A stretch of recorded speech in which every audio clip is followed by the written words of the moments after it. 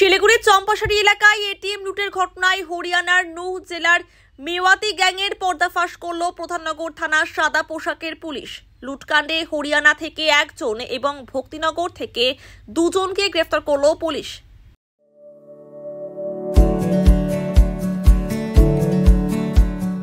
Pampered, not just a hospital, but a mother.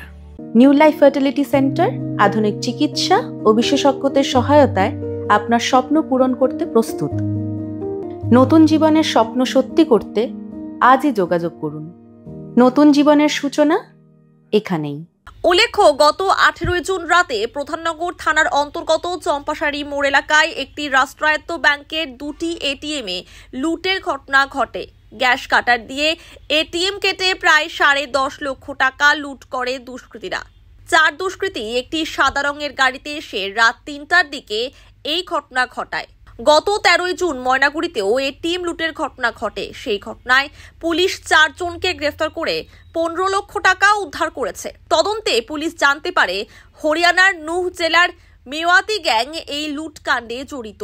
এরপর প্রধাননগর থানার একটি দল হরিয়ানায় যায় এবং স্থানীয় পুলিশের সাহায্যে অভিযান চালিয়ে মোহাম্মদ খুরশিদ নামে একজনকে গ্রেফতার করে।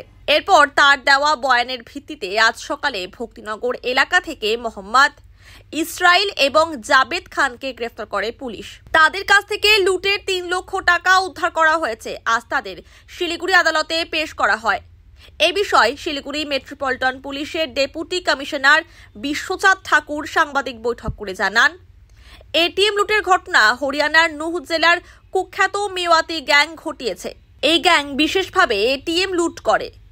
সিডিআর, মোবাইল টাওয়ার লোকেশন এবং গোপন সূত্রের সাহায্যে এই 3 জনকে গ্রেফতার করেছে।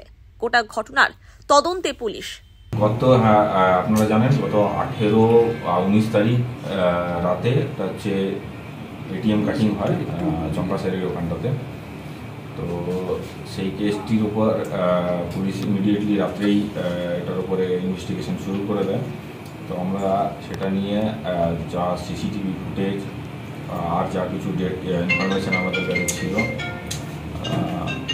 তাছাড়া technical input analysis, CDR analysis, tower dump analysis সব কিছু করে আমরা কনক্লুশনে আসতে পারি একটা আউটার স্টেট গ্যাং এই কাজটি করেছে।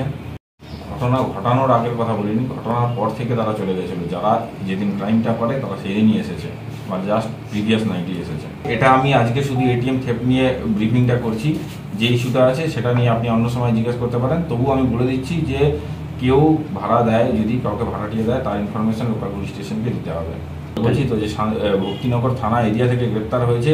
এক্স্যাক্টলি এখানে ছিল না অন্য কোনো জায়গা থেকে এসেছিল না पार्श्ववर्ती जगह ছিল, সেটা আরো অ্যানালাইসিস করে আগে পিছি নিয়ে जाना जाएगा। गाड़ी जो है ये फर्जी गाड़ी था, कोई नंबर प्लेट प्राइमरीली जो पता चला है अभी, जो गाड़ी है किसी और का नंबर प्लेट लगा के यूज किया था। रिकवरी वो गाड़ी अभी तक नहीं मिला, लेकिन আজকেই অ্যারেস্ট হয়েছে একজন, আজকেই এসেছে। এত ডিটেইল জানতে গেলে আর জিজ্ঞাসাবাদ করতে, তারপর মোস্ট প্রবাবলি আছে, এখন পর্যন্ত ভেরিফাই করা যায়নি। কারণ যেহেতু প্রাথমিকভাবে জানা গেছে যে এরা এর আগে অন্যান্য জায়গায় বিভিন্ন জায়গায় বা ভারতবর্ষের অন্য কোনো জায়গায় ক্রাইম করেছে। তো ডিটেল ক্রাইম রেকর্ড এখন পর্যন্ত ভেরিফাই করা হয়নি, করে জানা যায়। তারপরে ওখানে কোর্টে প্রডিউস করে থ্রু ট্রানজিট রিমান্ড তাকে নিয়ে আসা হয় এবং তাকে জিজ্ঞাসাবাদ এবং তার সঙ্গে সহকারী সিডিআর এবং tower dump technical data analysis করে জানা যায় যে এই পুরো টিমটার মধ্যে কিছুজন এখান থেকেই কিছুজন ফেরত চলে যায় হরিয়ানাতে, আর কিছুজন এখানে থেকে যায়, এখান থেকে অন্য জায়গায় মুভমেন্ট করে। সেটা অ্যানালাইসিস করে তার ভিত্তিতে হরিয়ানার নুহেরই 2 জনকে আরও আজকে গ্রেপ্তার করা হয়। তো সব মিলিয়ে মোট 3 জন গ্রেপ্তার হয় এই কেসে। একটি ডিটেক্ট হয় এবং মোট যা অ্যামাউন্ট এখান থেকে গিয়েছিল তার অধিকাংশ, তার অনেকটা অংশ রিকভারি হয়। এরিয়াতে টাকা রিকভারি হয়েছে, বাকি আজকে কোর্টে ফরওয়ার্ড করা হচ্ছে, তাদেরকে রিমান্ডে নেওয়া হবে ফার্দার ইনভেস্টিগেশন। একজনকে হরিয়ানা থেকে গ্রেপ্তার করা হয়েছে, গ্রেপ্তার করে তারপরে থ্রু কোর্ট ট্রানজিট রিমান্ডে নিয়ে আসা হয়েছে। আর 2 জনকে শিলিগুড়ি থেকে গ্রেপ্তার। এখানে থেকে গেছিলো, হতে পারে তারা আরও মানে ফার্দার কন্টিনিউ করতো বা অন্য কোনো জায়গায় করতে পারতো। আমরা প্রাথমিকভাবে যেগুলো জেনেছি যে তারা এখান থেকে শিলিগুড়ি পার্শ্ববর্তী জেলা বা অন্যান্য জায়গা কিছু একটা হয়তো করতো। তো প্রাথমিকভাবে জেনেছি, এখন ইনভেস্টিগেশনে এদেরকে পিছিয়ে নিয়ে আরও না, এই অ্যাসেসমেন্টটা আমাদের করা ঠিক হবে। তিনজন ধরা পড়লো, ইসরায়েল, জাভেদ, খুরশিদ। এরা সকলের বাড়ি নূ, ডিস্ট্রিক্ট নূ, হরিয়ানা। ক্রাইম প্রোন একদম ডিস্ট্রিক্ট একটা, খুব ইন্টেরিয়ার, এবং ওই ডিস্ট্রিক্টের একটা পুরনো মানে এখন ইতিহাসও আছে, ওখান থেকে এই ক্রাইমগুলো হয়। বাইরে থেকে একজন, বাইরে মিনস নূ থেকে, আর বাদবাকি এরাও নূ। এরা তখন থেকেই ছড়িয়েছিল, পারসুয়েশন চলছিল, তো ভোরবেলা এদেরকে মানে অ্যারেস্ট করা হয়।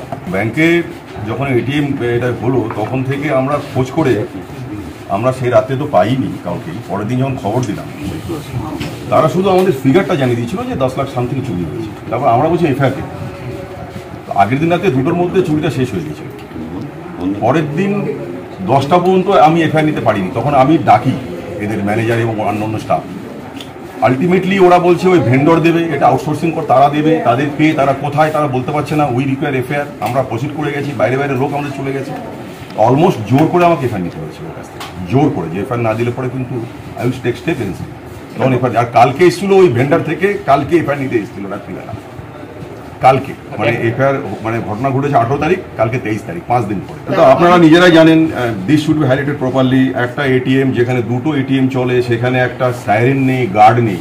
ইভেন একটা ঘটনা ঘটলে ফোন করবে মানুষ যেখানে আপনার এই ঘটনাটা ঘটেছে, একটা সার্ভিস নম্বর নেই। আমাদের পার্সোনাল কন্ট্যাক্টে আমরা ব্যাংক যাদের অফিসারদের ফোন করেছি, কেউ ফোন করেনি, সবার সুইচ অফ। পরের দিন ফোন করে তারা জানতে পারে, তারপরে বললো ঠিক আছে আমরা আসছি।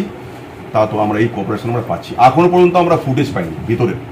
আমরা যা ডেভেলপ করেছি বাইরের ফুটেজ, মানুষের সহযোগিতায়, পাবলিক সিসিটিভি, পুলিশের সিসিটিভি, এই করতে করতে আমরা পৌঁছেছি। তো গ্যাং আমরা ভিতরের ফটো ফুটেজটা পেলে একটু কনফার্ম হব। আমরা জানতে পেরেছি 3 থেকে 4 জন ছিল, আমরা 3 জনকে পেয়ে গেছি। আমরা আশা করি আরও এর সঙ্গে যুক্ত লোক আছে।